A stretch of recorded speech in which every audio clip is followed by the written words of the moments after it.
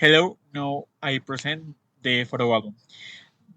The person that I chose is my mom, who is my support all the time. The important moment that I chose is when I graduated because I fulfilled one of my dreams, and thanks to being with my family and my closest friend. And the thing that I chose is my farm, since it is very special to me.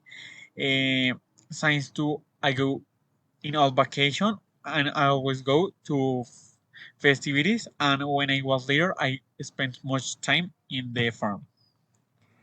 Okay, firstly, the important person I chose was my boyfriend, who is my support in everything I do. The important moment I chose was when my graduation.